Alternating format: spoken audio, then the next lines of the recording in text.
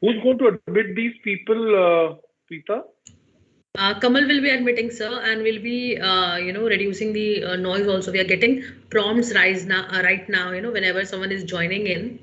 So we are going to mute that as well because it's a little disturbing, when we are talking. So we are going to take care of that, sir. So have you checked the presentation? It's working and everything? Yes. Okay, We've already done a run, sir. That's great. That's great. Yeah, so I'll be sharing my screen and the presentation. So just to quickly, so do you want me to share my screen while you guys run through your introductions and I'll just have that first slide up, or do you guys have your slides? Yes. Okay, so that's what I'll do. And I'll be muted and my camera off, but yeah. I think we'll just keep the focus on the speaker at that moment. The speaker should have their mic and camera on, and others, we can just go silent. Yeah, perfect.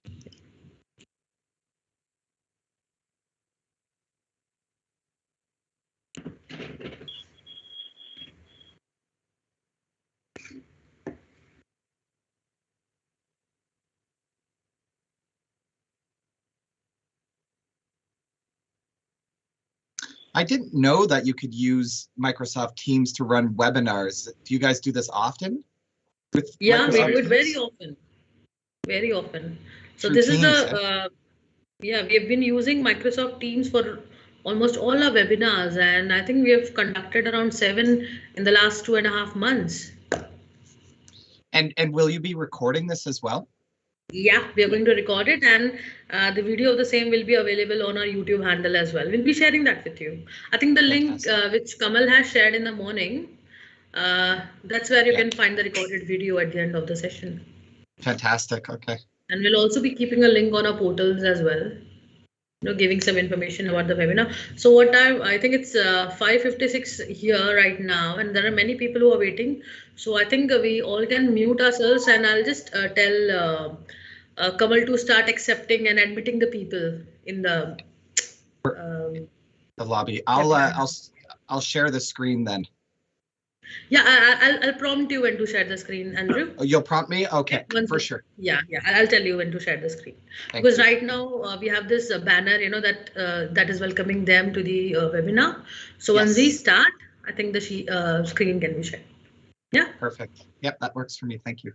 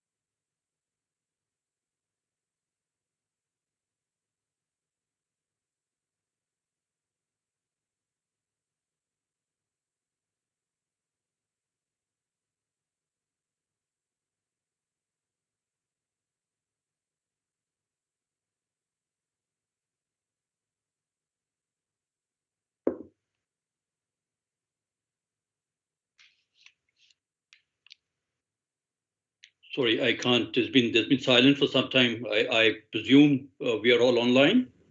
Yeah, we are Yeah, all you're online. online. We just Don't worry, waiting you're for online. people to You're come in. online. There are how many people? 86 people have come in so far. 87, now. 88. Right? Yeah. You can see it on the panel. Yeah. Yeah. So these are all people who registered before. So these are all.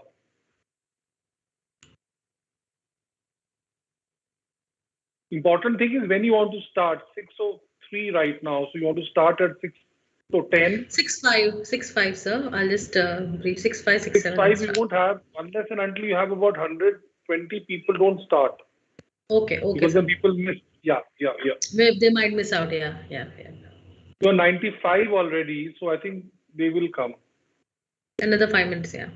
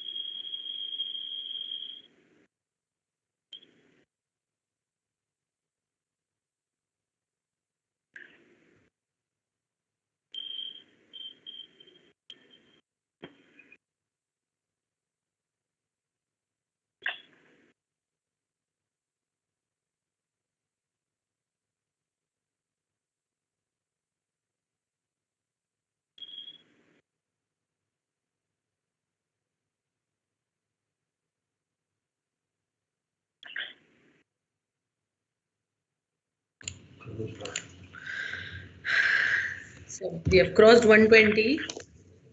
So I think. So we can start. Yes, sir.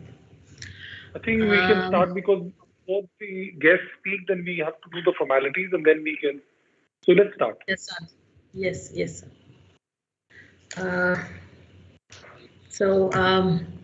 Good evening, everyone who has joined us today for the launch of the Food Safety Readiness Program powered by the Food Processing Skills Canada. And we are bringing it to you from Fixi. I am Preeta Tripathi. I'm the Deputy General Manager Training at Fixi, and I welcome you all. I welcome all the delegates, our counterparts in Canada, and all the people who are joining in for the launch. Before we proceed with the webinar here, I'll just quickly run through the agenda and few points, that we want you all to take note of. Firstly, we have disabled the chat function as of now. So kindly wait for the question and answer session that will be happening towards the end of the session at approximately around 6:50, 6:55. So we'll be going through the entire webinar and we'll be introducing the course, and you'll be getting a chance to learn more about this course from the creators, that is the Food Processing Skills Canada. So you'll get very good insights about what the course is, what benefits this course offers.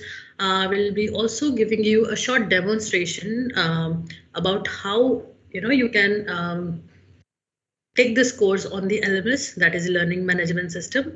And we also have with us one of the counterparts from Canada who has availed these courses, and these courses have helped him a lot in upping his skills and also enabling him to learn more and contribute more in the food industry. So a hearty welcome to everyone here, and we'll be starting with a brief about Fixi and a little bit about the collaboration and the joint work. What was the thought process, behind this collaboration? So you'll be hearing from our CEO, Mr. Sunil Marwa from Fixi, and then we'll be moving towards the speakers, which you can have a look on your screens. I think you can see it in the banner. So without further ado, I would now like to request Mr. Sunil Marwa, sir, CEO of Fixi, to kindly welcome the delegates and set the context for today's webinar. Over to you, sir. Thank you, Preetha. Very warm welcome to all the participants who have joined us today for this webinar, which happens to be a preview of the India Food Safety Readiness Program, powered by Food Processing Skills Canada. A big hello to our friends from Canada who have joined us so early in the morning to speak to all of us. Special thanks to Jennefer, Minty, Deanna, and Andrew. They have got up and they are ready to speak to us so much early in the morning that it's 6 o'clock right now in Canada, and they are ready to talk to us. So thank you very much. Really appreciate your involvement. The India Food Safety Readiness Program is a very small beginning for the food processing industry of India, but it could be a big leap in the quality of manufacturing systems and product quality. Finally, our GMP standards will be aligned to the best in the world so that India, with its inherent strength, can play a bigger role on the global markets. Canada happens to be a top player in food processing with access to US markets. So we have a lot to learn from them. We have a lot to learn from the best practices. And there's a big need for us to implement those best practices in India. The India Food Safety Readiness Program is now available to food professionals who are already employed or those who are likely to join the industry soon. The training is online and you actually get the international experience because you will be getting the same product which is being used by Canadian students or professionals, same LMS, and you will be also getting the experience in terms of the latest tools and techniques, in terms of case studies, in terms of assessment standards, in terms of examples, so that you have what you expect. You expect an international experience and in the safety of your home. So you don't have to go anywhere. You can do it anytime and you can do it at your own pace. So these are some of the really strong reasons for us to have requested the Food Processing Skills Canada to join hands with us. As you all know, Fixi is the Sector Skill Council for Food Processing, which is supported by the Ministry of Skill Development, Entrepreneurship, MSDC, and Ministry of Food Processing. And we are playing an important role in upskilling the workforce in the food processing sector so that overall India can become competitive and can play an important role in the food processing industry. So I'm looking forward to a very, very meaningful seminar, and I am sure that this will be a value-creating experience for you. And I'm quite positive that today marks a historical moment in the skilling ecosystem because we are actually getting the best practices from the world, and we have an opportunity to improve the Indian industry production systems. So thank you very much, and a big round of applause for our Canadian participants, Jennefer, Minty, Deanna, and Andrew. Thank you. Over to Preeta. Thank you so much, sir. Kamal, if you can just remove the banner. Andrew, I now request you to kindly share your screen with us.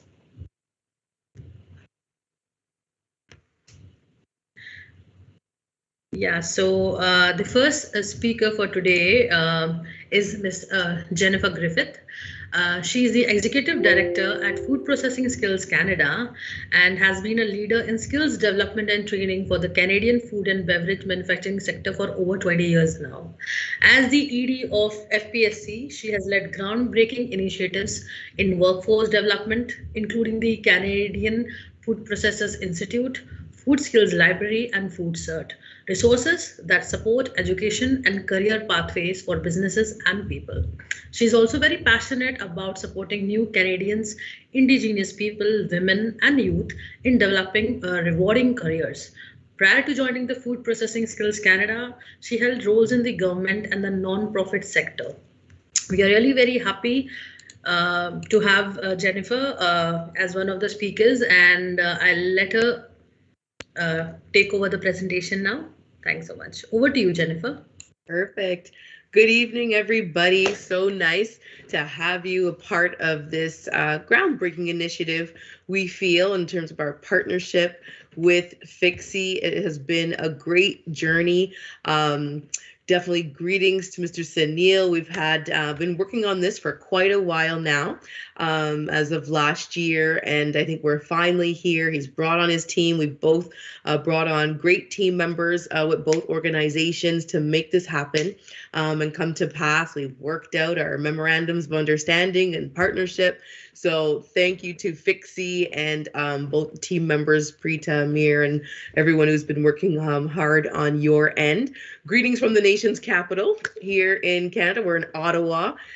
We are the capital of the country.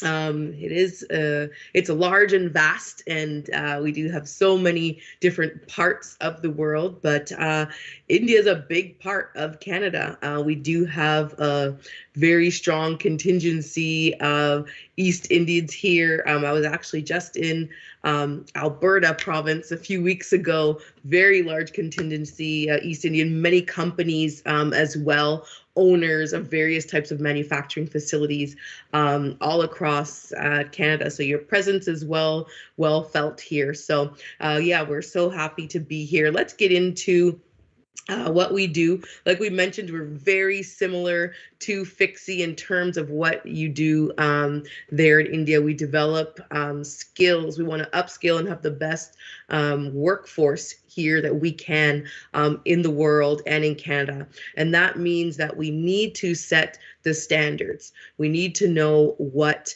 you do in your occupation, what roles you play, the jobs we describe. We need to have the best people available to produce food around the world. That's what we do.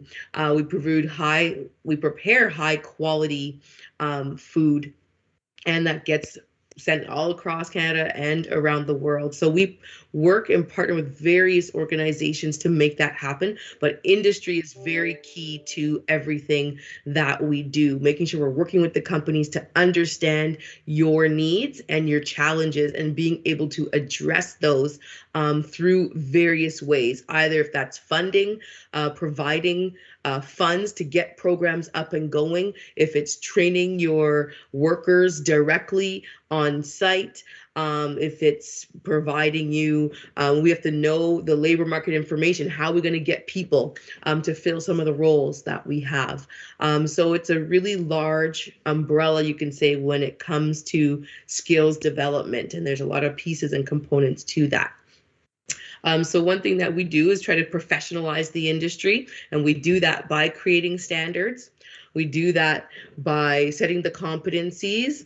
We develop certification programs to certify your individuals and certify your skills, because you are collecting numerous competencies and skills over the years that need to be recognized, whether if you had formal education or training or you got your experience through the job. We're looking to accredit curriculum with the educators, making sure we're all on the same page in terms of, you know, having the education system working with industry and making sure we're meeting the requirements that you need from your up and coming workforce and your workers coming into the facilities.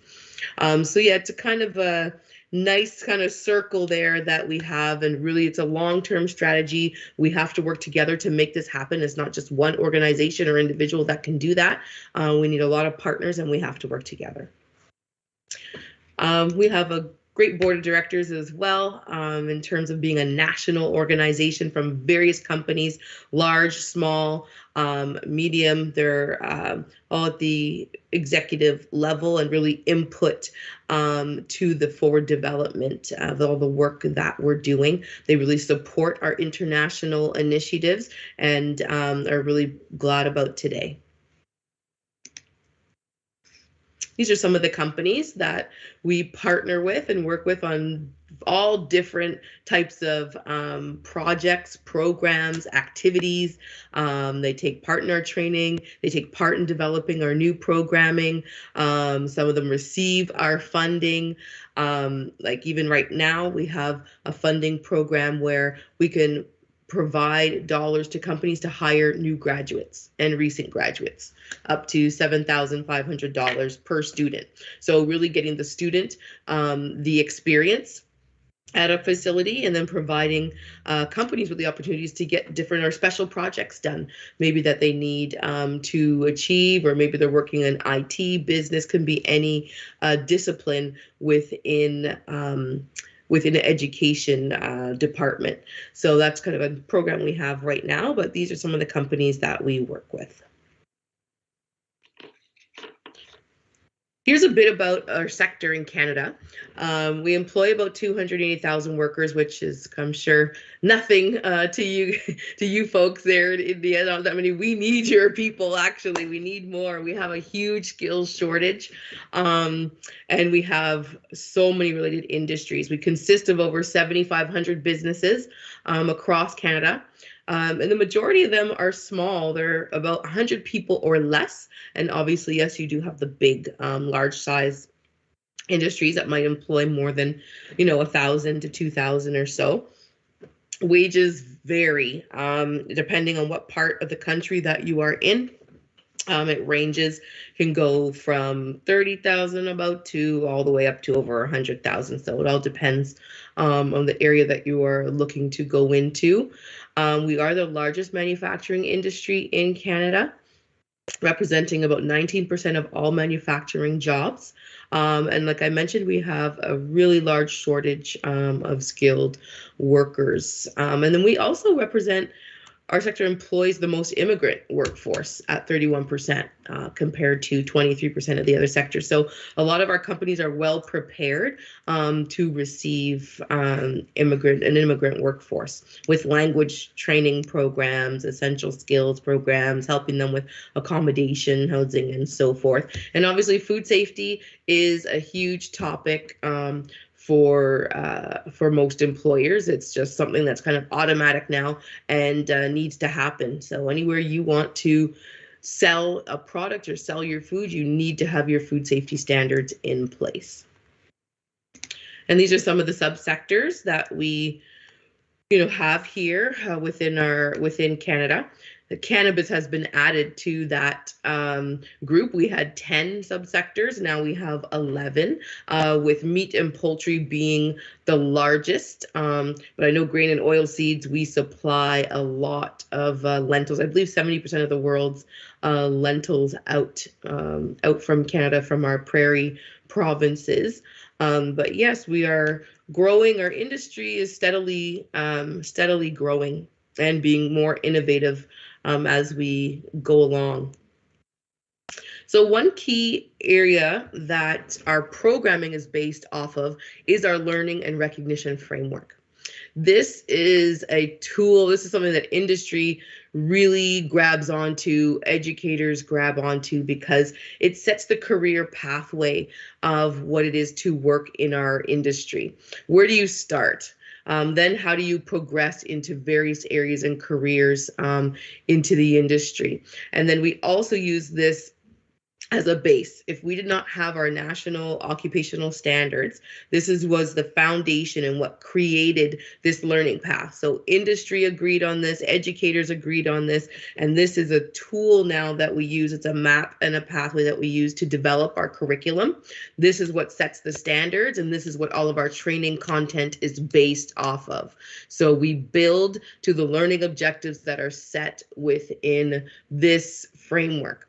And these are kind of all the courses that we develop and create according to that. So we know that this is the competencies that industry wants. Educators can build competencies and training towards that. Employers can build their own training as well, internal, and have it assessed and accredited towards the standard. So this learning and recognition framework has really been a key milestone in terms of career pathways and developing really high quality training for industry and those who are looking to get into the sector.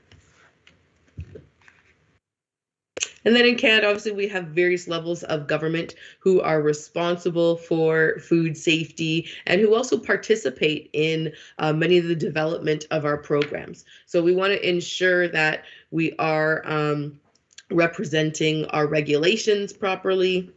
We have the right regulators in place, and they all sit on the committees that we have to develop our content, our curriculum. So really ensuring that it is sound, it is of best practices, and it's meeting a high international standard. As Canada is part, we usually follow ISO standards and regulations and adhering to those practices.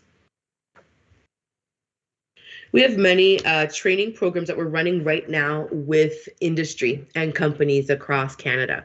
And we're training supervisors, we're training frontline workers at the moment right now, new hires as well. So the first round of, and we're actually evaluating the training as we are going along and evaluating the programming and how well it's doing. And here are some of the things that the companies are saying and the supervisors are saying about the course content. So 86% of supervisors find FPSC courses interesting. 89% of supervisors find the FPSC courses contain fresh new content.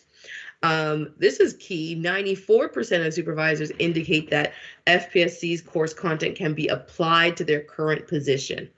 So that's great. You want to make sure that you're not just taking the course and, you know, they take a test, but can they apply it? Can they practice and use what they are learning? And then 70% of participants are taking these courses outside of work hours at home or at the office. So, you know, there are the programming that we're doing, they're still managing their time at work, but then they're taking the content either before or after hours in the workplace. So it is feasible to not lose any production time or downtime on the line and still get some training going. And now we're going to get into the Food Safety Readiness Program, some of the features that we designed for it. So you're going to have access to 10 courses. You're going to get certificates of achievement upon the completion of each course, and then you'll get an overall program certificate. The training is going to be available to you 24/7. Anytime you can log in, log off. We'll show you a demo of that. You're really getting a value, I would say even more, of $3,500 worth of training. And it matches to Canadian industry standards. So you're going to see a great demo of this. You're going to see coming up, Deanna is going to show you more details about the courses and the best practices of what we're doing and how they can be applied in the workplace. So it's just a little bit of a sneak peek of that. You'll hear more about it later on, but now we're going to move to Minty, I believe, was going to share his success story of him coming here to Canada and being a part of the food processing industry. So thank you. Thanks so much, Jennefer. I would like to welcome Minty. So Minty brings on board a rare combination of hands-on experience in operations, quality management, and food safety, as well as expertise in application of the lean principles. He was engaged for over 10 years in building a wide range of food processing plants, ranging from dry products to high-risk frozen, ready-to-eat food. Besides commissioning the projects, he's directly responsible for designing high level of quality and food safety into the manufacturing process capabilities using the statistical quality control methods. As a food safety advisor with BC Food Processing Association, Minty undertook gap audits for over 30 processors across the province. He's registered BRCGS consultant for fruits, vegetables, and nuts, ready meals and sandwiches, and ready-to-eat desserts, and so on.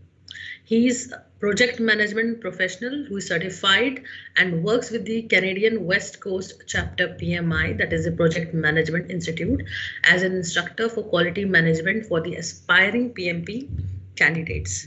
We are very delightful, that Minty could take time out of his schedule, and he's further, early in the time zone, and he literally woke up at 4 a.m. today to be with us. And thanks again, Minty, for taking time out of your busy schedule and waking up early so that you can come and address our people here. Over to you, Minty. Thank you very much for the very elaborate introduction. Thanks a lot for that, and thank you for inviting me over for sharing my experience with all the participants.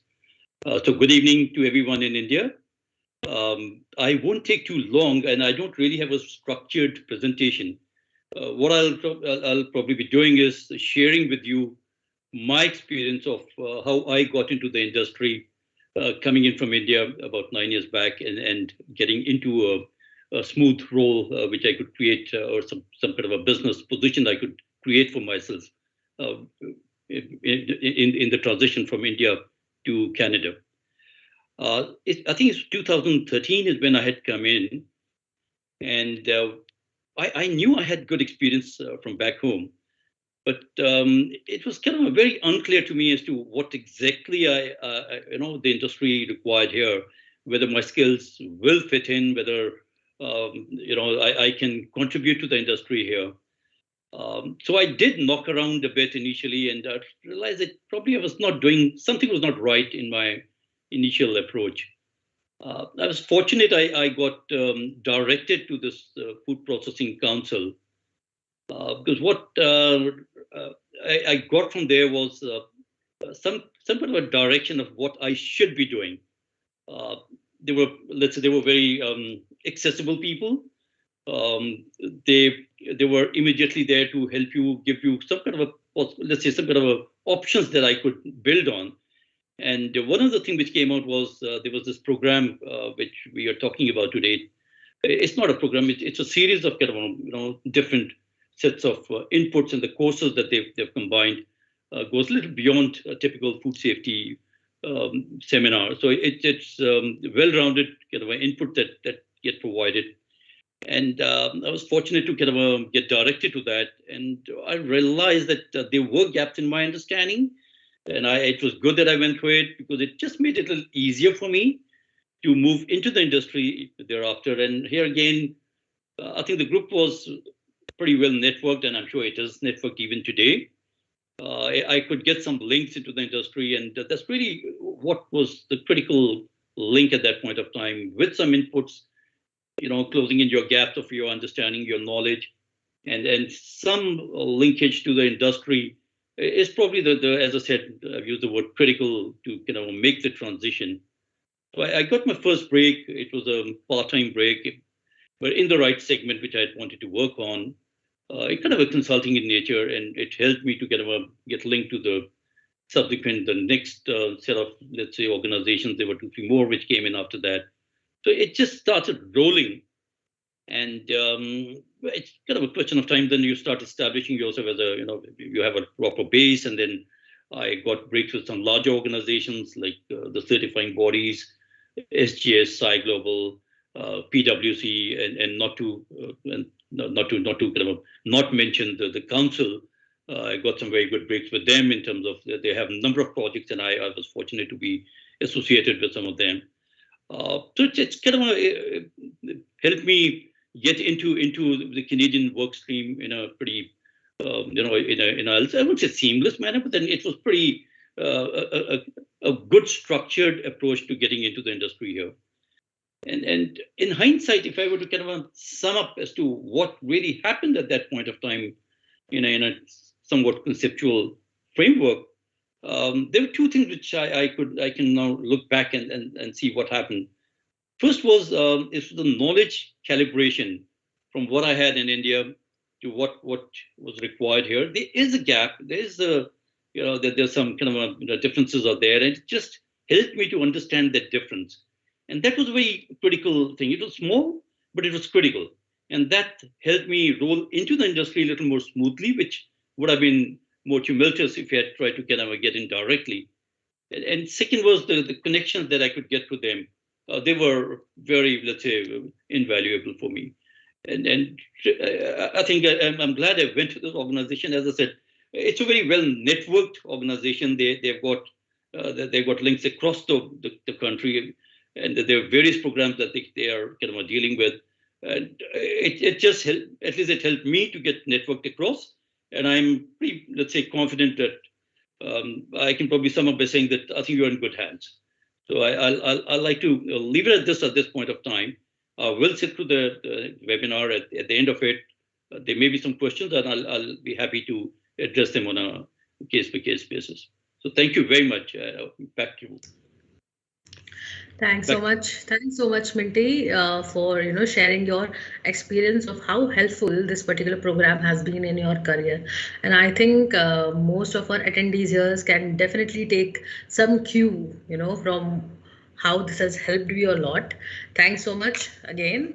And now I would like to welcome Deanna Zenger. She's the project manager and trainer at the Food Processing Skills Canada.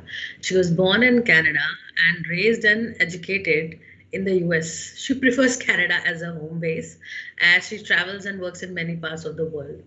She's the owner and founder of courseworks.ca and skillsdev.ca and is involved in other business interests internationally as well.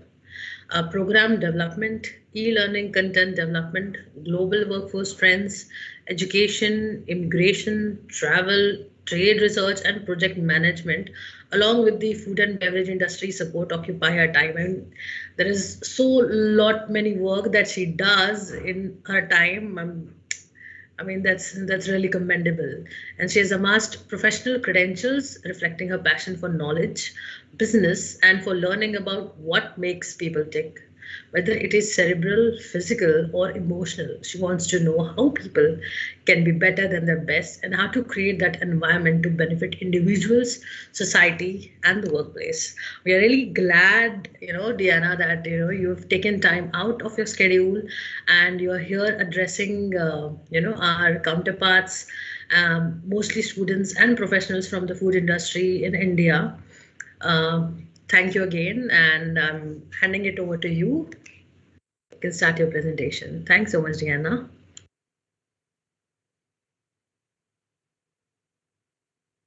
I think you have to unmute yourself, Deanna. You're not audible. Please unmute yourself. I'll have to say thank you again. Thank you for the lovely introduction. I'm not sure if our audience understands that Canada is ranked #1 in food safety globally. We're ranked #1. And the strength of our industry comes from our people. Okay. We develop systems of continuous learning. We work with industry works with those that work within it. And we've developed a continuous learning methodology that strengthens our industry and earns us that title of being #1 in the world for food safety. I'm also sure, if you're not aware, that 1 in 8 Canadians work in food and agri-food. And that's a staggering amount of people. It shows the depth of the industry and all the different opportunities that there are. So within the past year, we've been working with Fixi to create the Food Readiness Program. And it's a very robust program with specially selected courses. So whether you're new coming into the industry, whether you're in the industry and need to learn more as our industry is constantly changing, or as an employer, as you invest in your employees, that it makes your company stronger and makes your country stronger. This is a global food world. You know, our partnerships are interchanged and our food goes around the world. So to have consistent high standards, it improves all of us. And this is what this program is about. So I'd like to go through some of the courses with you. So as you see the courses in front of you, we do have a brief description of the text, but I'm going to add my input into that because I also teach, I also develop the content, but I also get a lot of testimonials from employers and from the students that are taking the course. By the way, the one that I taught yesterday was food spoilage and food safety, and we had a number of new Canadians from India that were present during the course. So food spoilage and food safety is an all-encompassing course.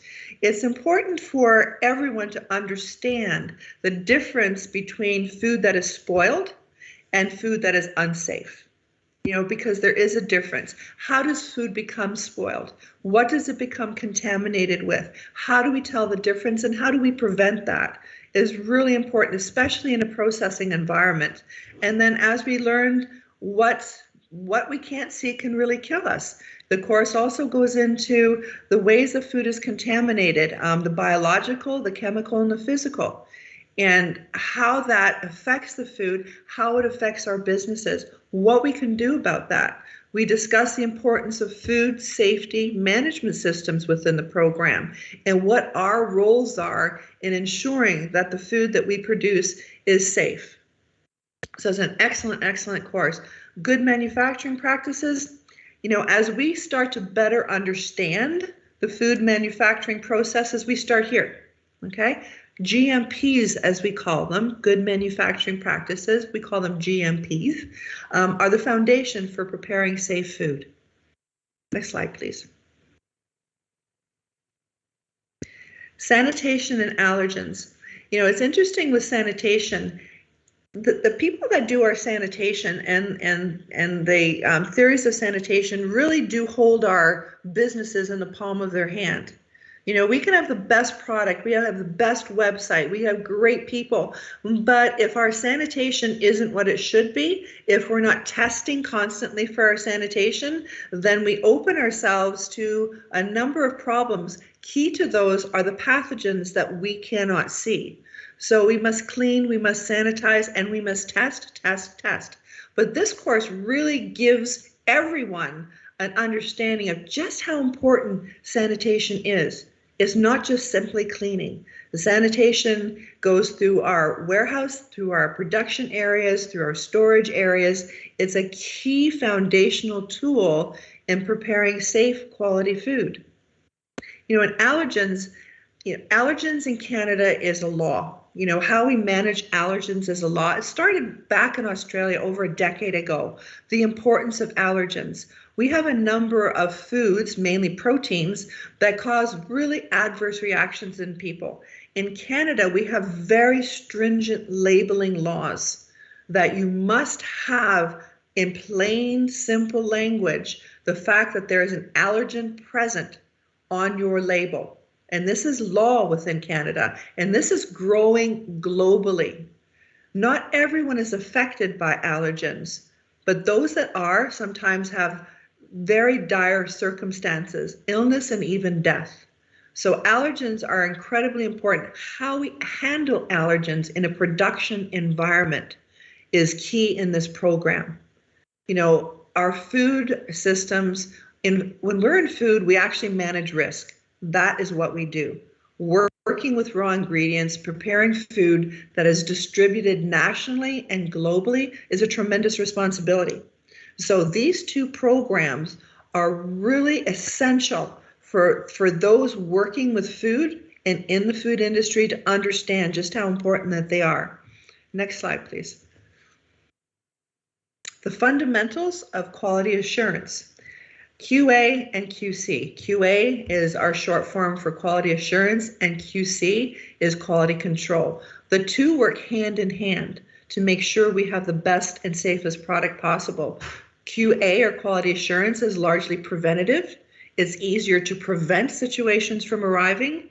And QC, or quality control, stems from everything from the ingredients that we receive to the finished product that we produce. So the fundamentals of QA and QC are very important to understand, and across all roles.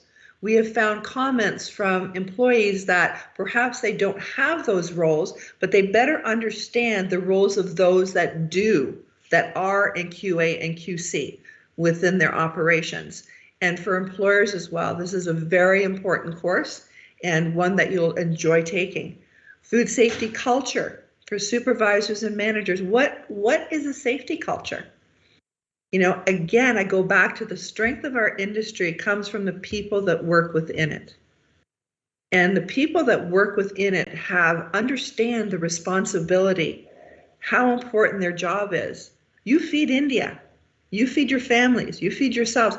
For people to understand that the food that they are going to consume is a responsibility of every single person in the organization. So how do we impart that responsibility to our people? How do we create a culture where everyone cares about what they do and take pride in what they do?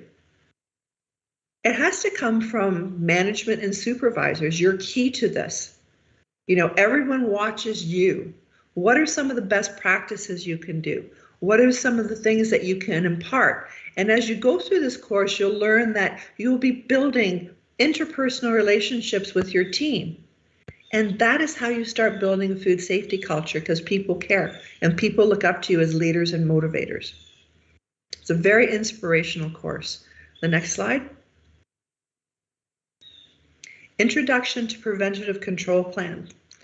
So in Canada, we had a number of different regulations that in 2019 we rolled into one to streamline things for employers and businesses into the Safe Food for Canadians Act.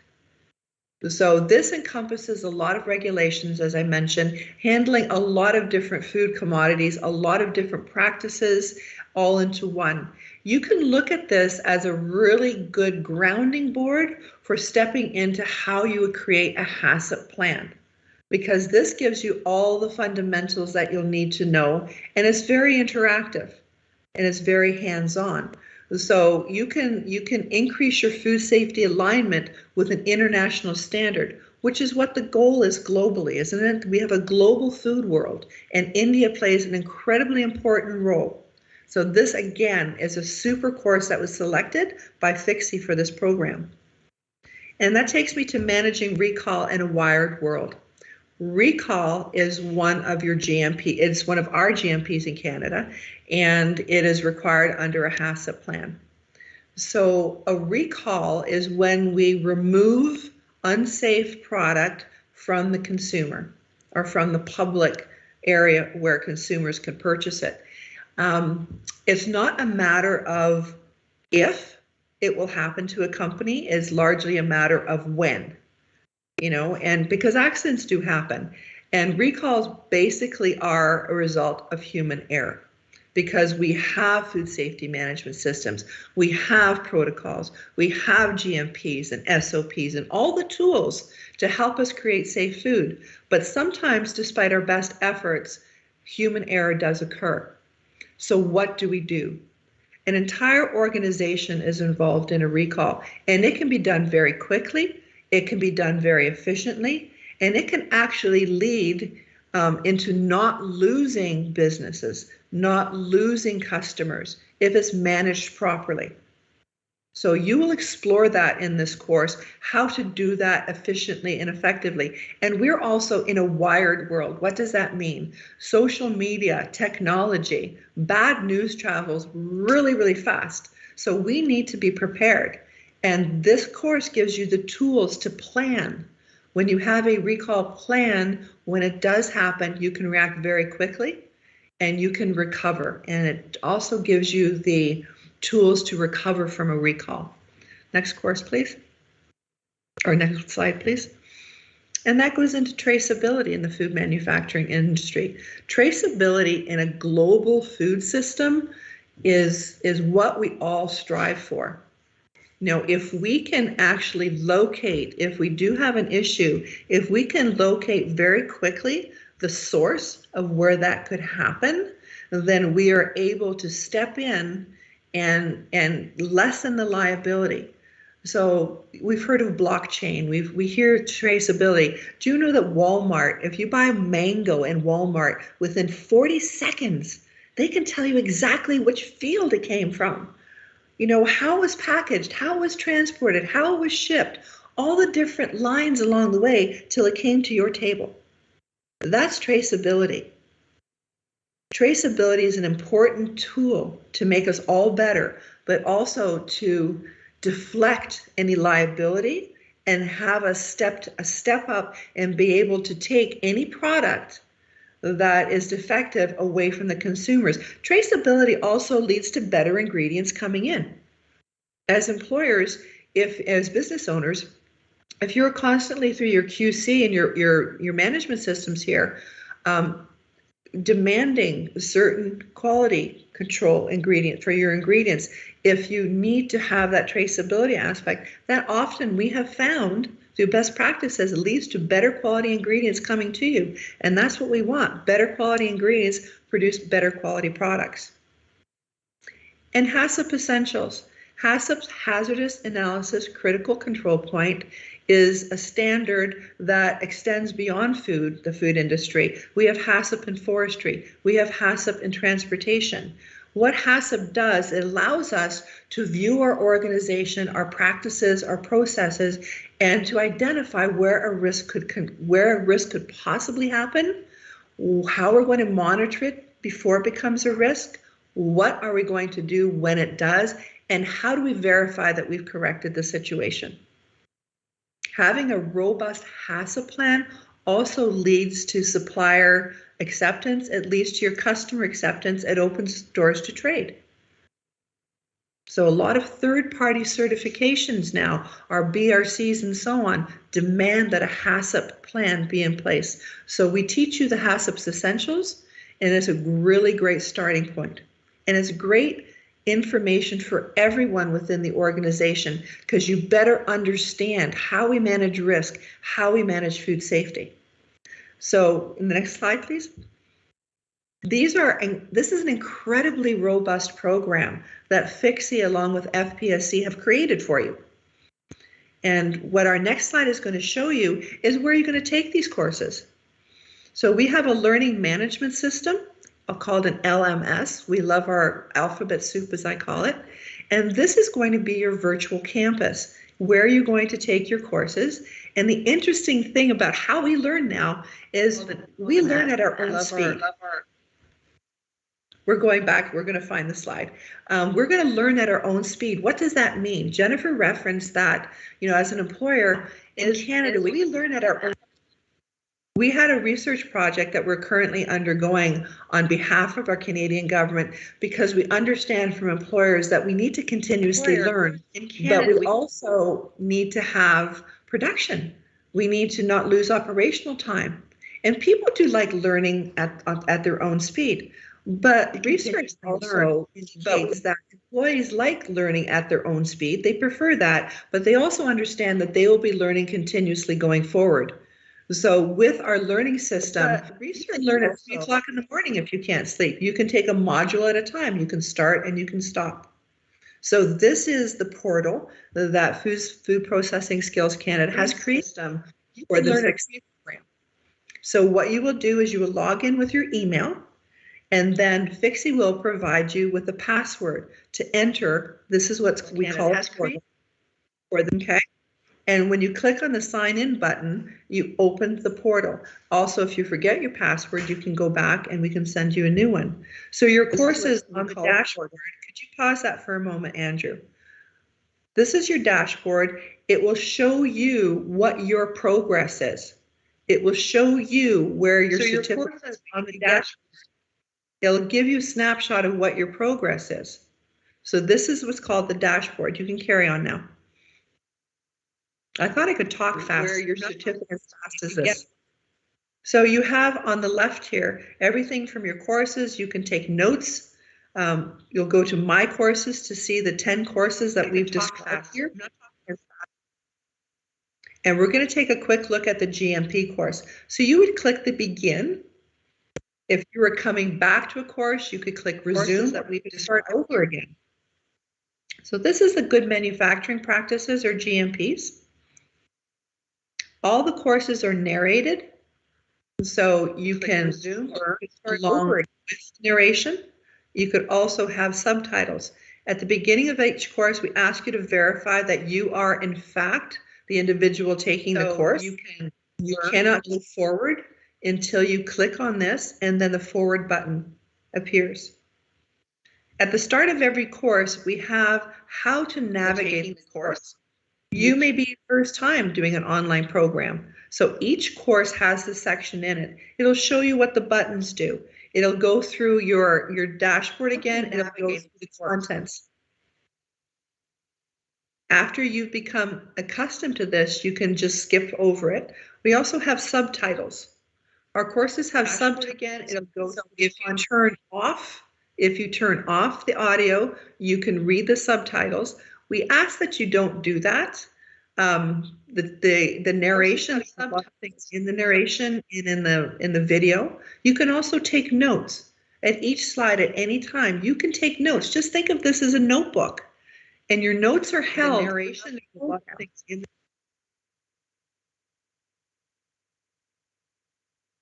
It gives you samples on how to do some of the activities in the course. Notes are held for activities within our course and a lot of interactions, and you do need to do the interactions and the activities.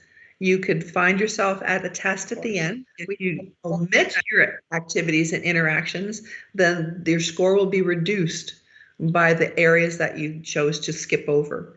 We have a review of each module. If you do an overview, it'll describe what you're taking in the course. A review of each module.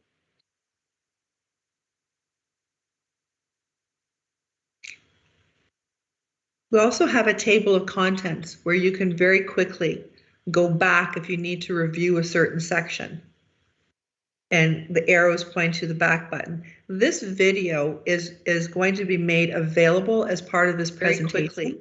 Go back, covering some of the highlights. You may want to review it at your leisure after the presentation. Part of this presentation. You can also bookmark a slide. So bookmarks are very handy if there's information in a slide that you may want to go back to review and you want to find it quickly. Your bookmarks are all tracked, and as you can see, you can go back to a particular bookmark. Your notes are retained throughout the entire program. And notes quickly. As if you're writing a note in a workbook. We will keep the notes, the system will keep the notes for you, and you can go back to the notes icon and review the notes that you have created. It's a great way to review before you take your final assessment.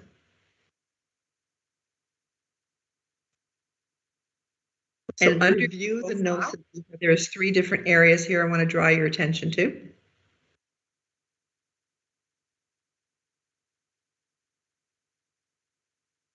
So under profile,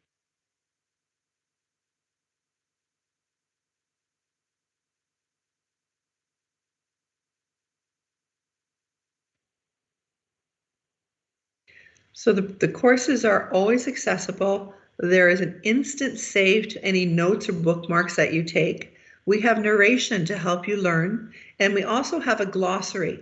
And the glossary is really important to learn terms if you're not familiar with them. And terms could also be used for your cover letters and resumes to help you learn. And we have, as I mentioned, interactive quizzes and activities. So it really does make learning exciting. resumes if you are a job.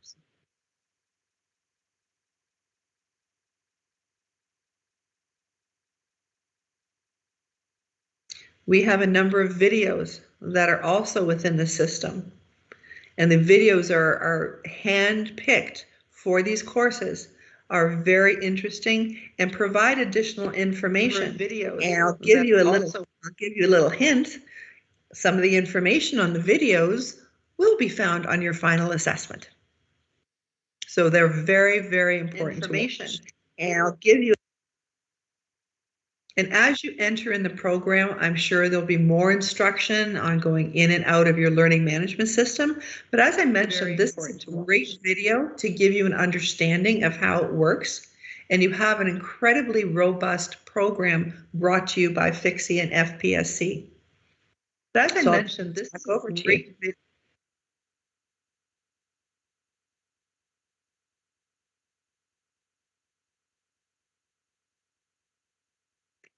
So I'll turn this back over to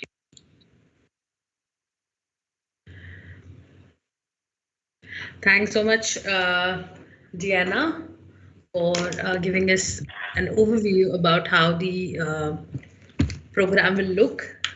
So I hope, majority of the queries or the people who are here attending this and will be getting a good overview of how the content is going to look and how it is placed. So we'll be coming with more demos, on our portal for people to have a look at. And I think it's now time that we open our deck for question and answers. One second, Preeta, I have a request. Many students want a feel of how the module runs. So is it possible to show a few pages of any of the courses? One second,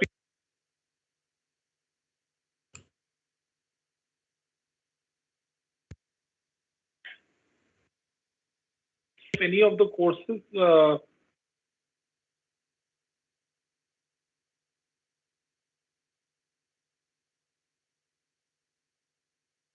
I think there's some glitch.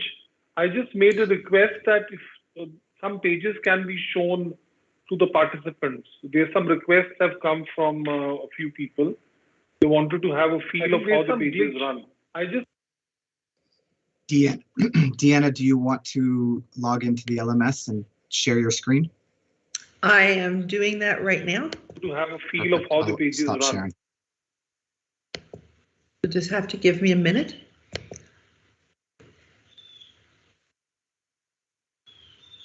Now.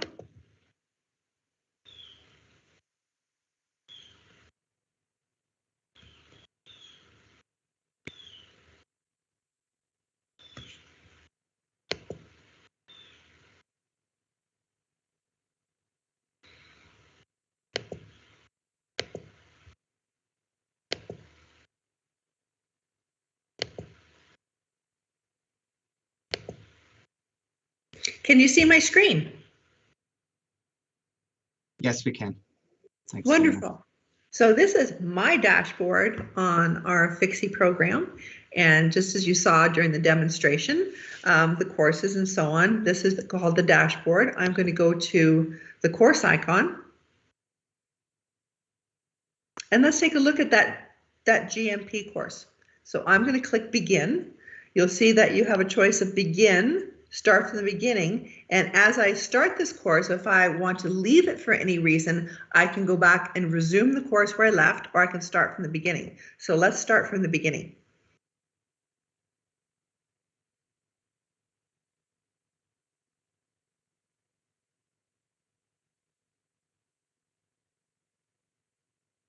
Oops. Hang on. Can you still see my screen? Yes. Okay, so all of our courses start with this legal disclaimer. You have, by clicking this, you verify that you are in fact the person that is taking the course. And I'm sorry, every time I try to move your little thing out of the way, I can't get to the controls because the team screen is in my way here. That's going to be a trouble here. So again, I'm going to pause that because that was in the demonstration. You have several screens that you will learn how to navigate the course. So I am going to go through them, and you may want to do that as well. Once you have become familiar and you're comfortable with how to use the courses, I'm actually going to get right into the course.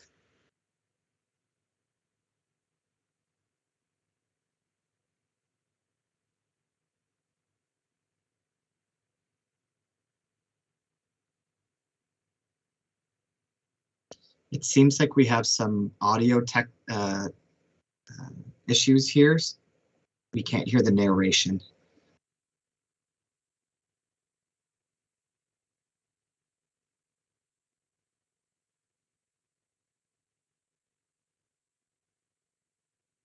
Yeah, it's not audible actually. You don't have Cannot any hear. audio? We can't hear the narration, Deanna. Okay, hang on just a moment, please.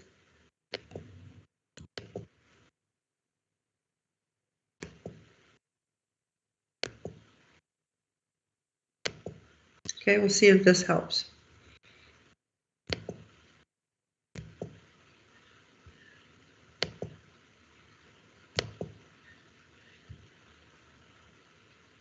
Welcome to Good Manufacturing Practices, also known as GMPs. Yeah, it's coming now. In this, you will learn how GMPs support the safe manufacturing of food, how to identify food safety hazards, and how to understand how food workers can have either a positive or a negative impact on food safety. Learning will be made easy with our engaging activities, quizzes, and games. Your knowledge will be tested in the final exam, in which you will receive an official certificate. The course will take up to 2 hours to complete and requires you to achieve a passing grade to be successful.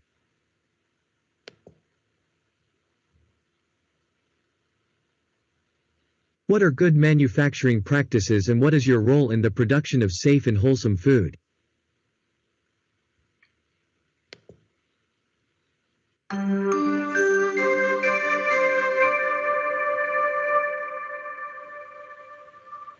Welcome to the Good Manufacturing Practices course. My name is Tom, and I have been working in the food manufacturing industry for many years now, and I understand the importance of practicing good manufacturing practices and how it helps to keep our families and consumers safe. Throughout this course, you will learn how food workers need to act, dress, and be aware of food safety hazards and how they can prevent them. If you have worked in the food industry before, such as I have, this may just be a reminder for you. However, even those of us who have been food workers before can always brush up on our awareness.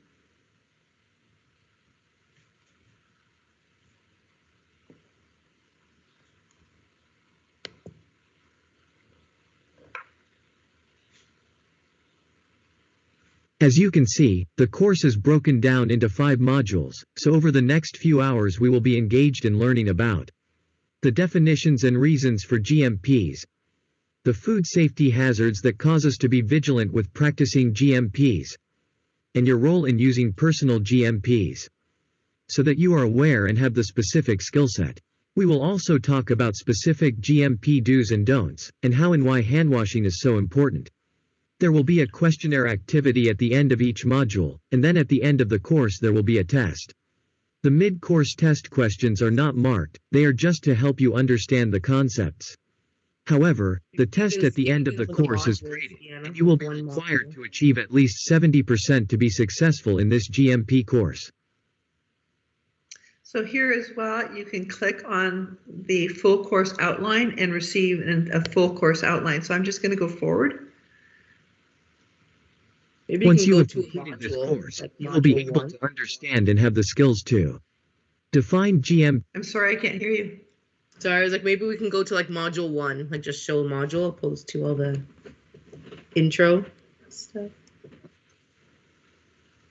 Module 1, Introduction to Good Manufacturing Practices.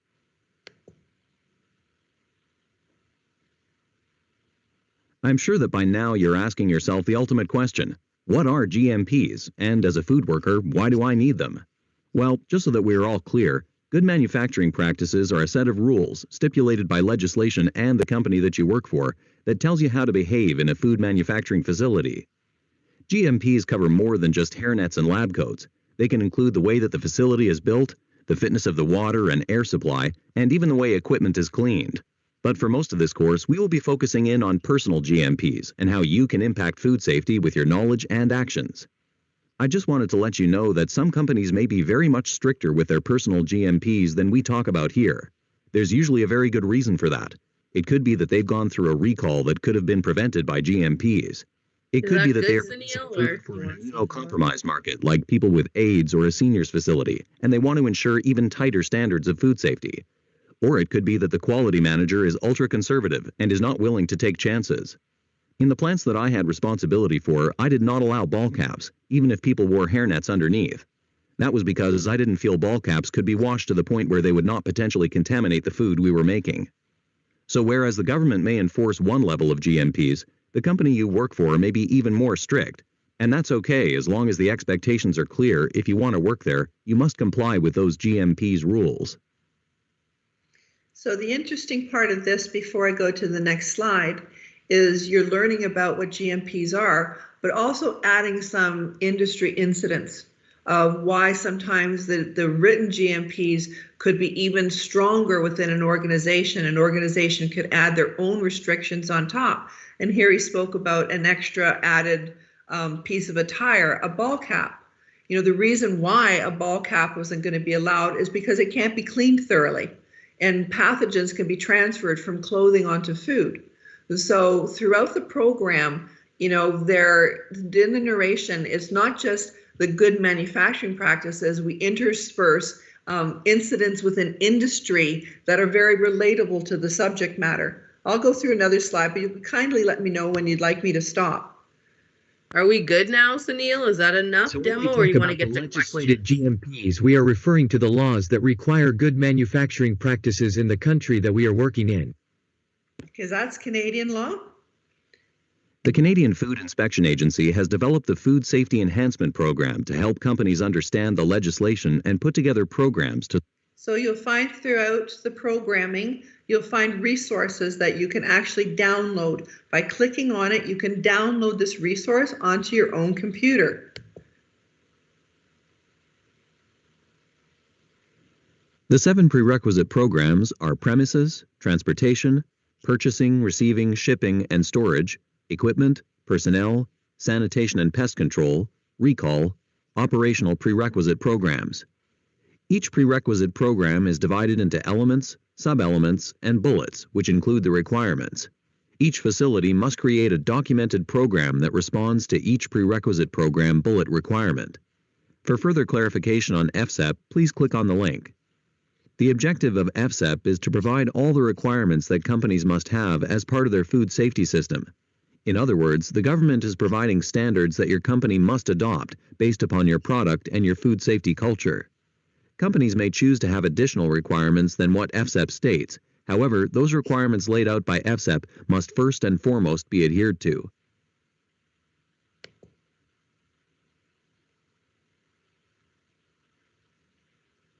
Let's take a closer look at one of the prerequisite programs and break it down a bit.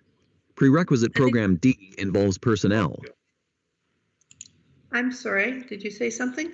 Yeah, I think we can stop here. Okay, thank you. So we are opening the deck now for taking questions from the participants. Kamal, can you please enable the chat for everyone? Please turn it on. I suggest we take a couple of questions. The rest we can answer on the email because we already overshot the time. It's more than an hour here. I think we have one of the guests, Mr. Kushal Singla. He has raised his hand. I think he has some question.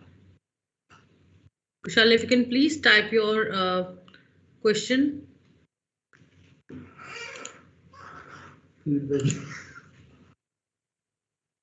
As you provide and goal service.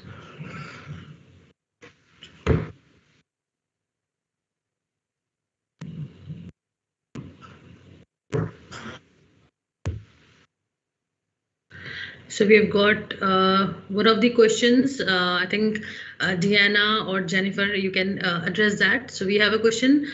What is the maximum duration to finish these 10 courses?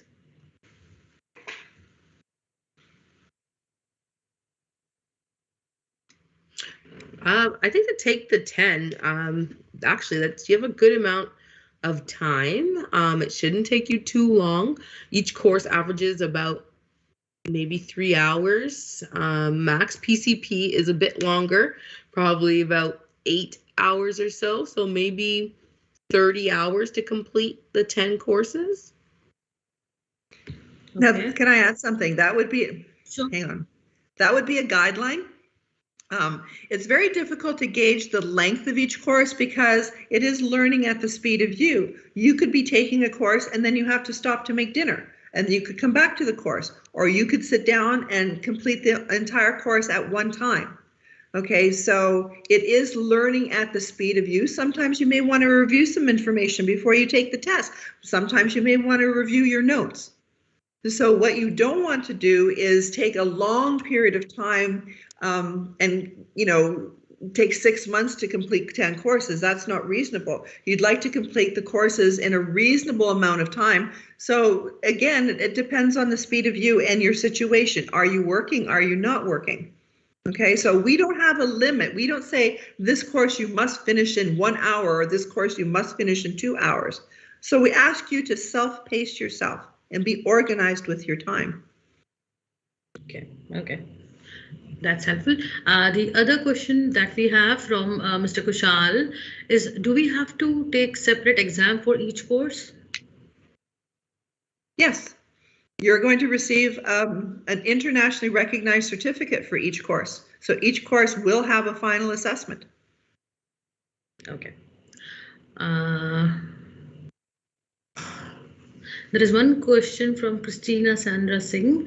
She's asking, I wanted to ask how these certificates will help us overall. These certificates are nationally recognized by the food industry.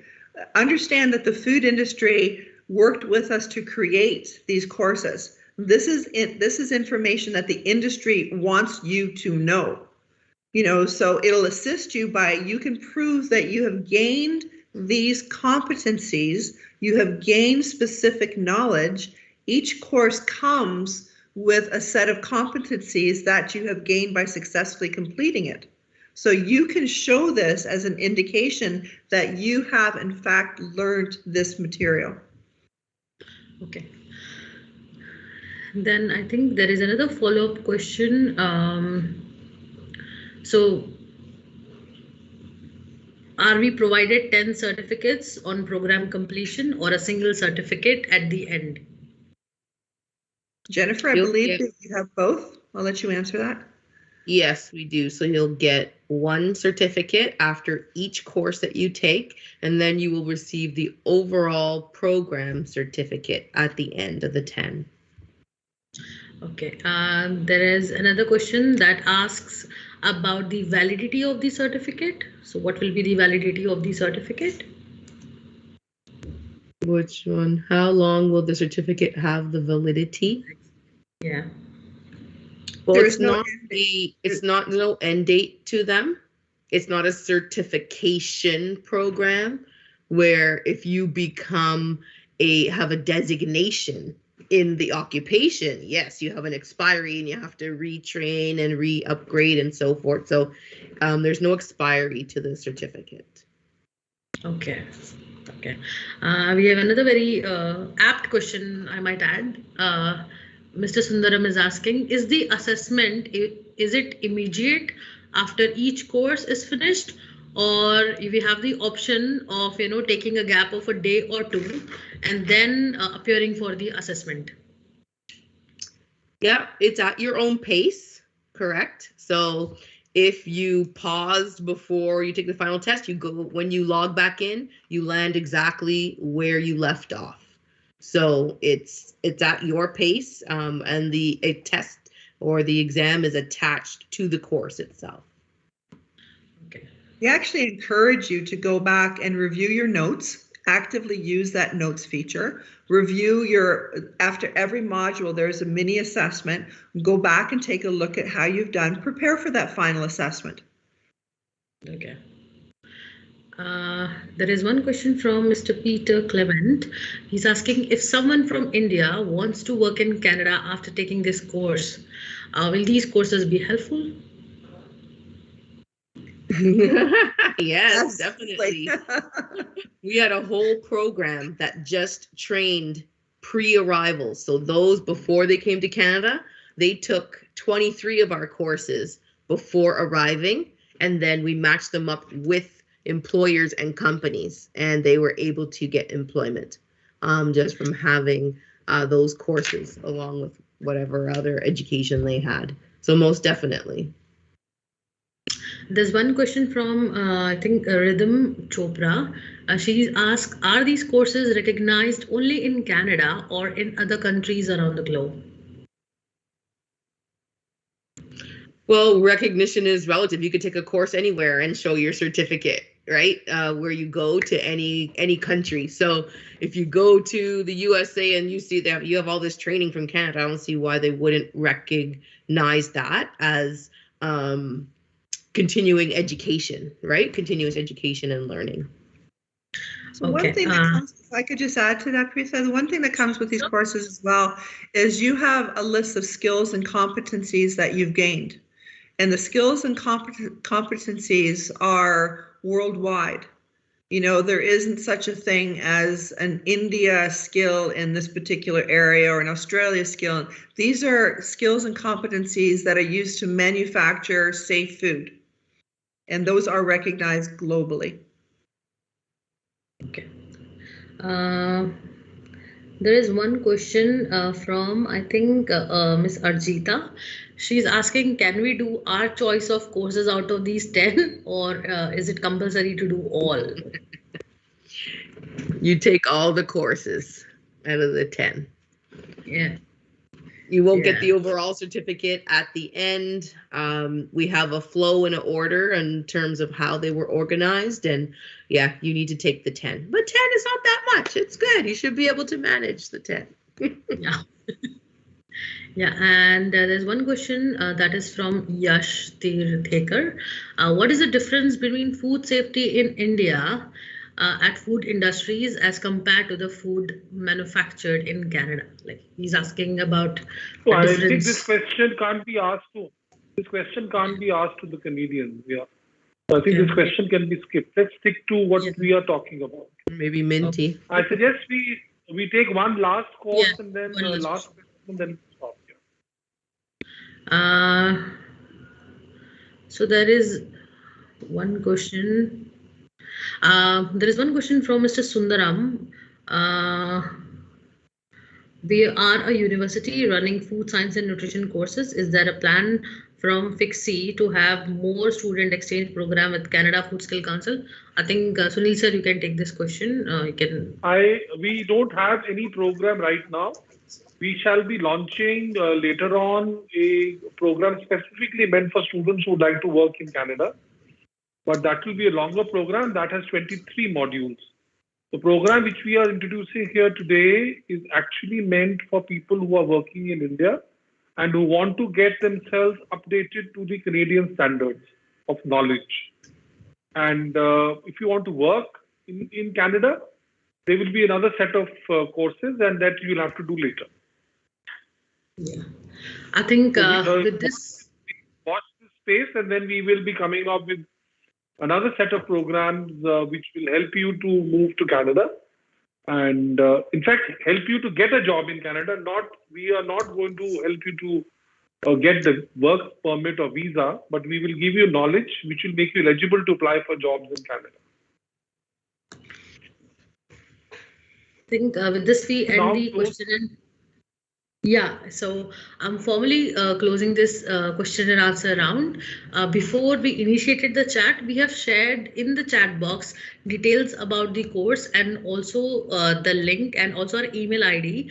You can reach out to us in case you have any queries. You can also visit our portal, which is fixi.in. We'll be sharing the URLs again in the chat. Kamal, if you can please close the chat for now. Aprita, are you able to mention the cost and where they can go? Because I think people are really... Yeah, I've already posted it in the chat. It's already there in the chat. And it's mentioned even on the registration links that we have opened, and it's there on our portal as well. So all of these details have already been shared in the chat. So I now take this opportunity to formally close this session. I think this is one of the most intensive and informative sessions, that we have had, and we've been working a lot from the last year to, collaborate and come together and introduce such a wonderful course for, the food safety professionals in India. What I would like to add in from my end, what we have observed here is, this particular course, I would like to inform each and every one of you who's attending the session today or who are listening to us through our YouTube live, is this course will be helpful for food professionals who are already working in the industry and who have a formal education in food science and allied fields. And this will also be helpful, for people who are working in industry and who do not have any formal food science or food technology education. So this is going to be really very helpful, and I've gone through these courses myself, and the way the module is designed, the way the videos are made, and also the case studies and study links, that are incorporated in each and every module, that will be really helpful. And as Deanna mentioned, that Canada is the #1 country with regards to the food safety. So I think the course that we have on offer is something that is really very valuable and enriching for each and every person who is working or who is willing to work in the food industry in the country. So to finally close it, thanks again, Jennefer, Deanna, Minty, and Andrew. Andrew, if you can please switch on your video. I mean, you've been really instrumental in tying this whole thing together. We have Christina and also Joseph. So the entire team, they've been working really very hard and collaborating and getting Andrew, please come into the center. Come into that's better. Yeah. He was brushing his hair. So thank you everyone. Thank you. Thank you. Thanks so much for joining. Thank you. And Thank you, everyone. we have recorded this entire session. It will be live. I mean, there will be a recorded session on the YouTube for this entire webinar that we have, and the same will be available on Fixi's portal. Thanks again, everyone, for taking time out and coming together for this soft launch of the India Food Safety Readiness Program powered by the Food Productivity Council Canada. Thanks so much. Thank you, everyone. Thank you. Bye now. Good day to the Canadians, and good night to everyone in India. Thanks so much. Have a wonderful day. Bye-bye.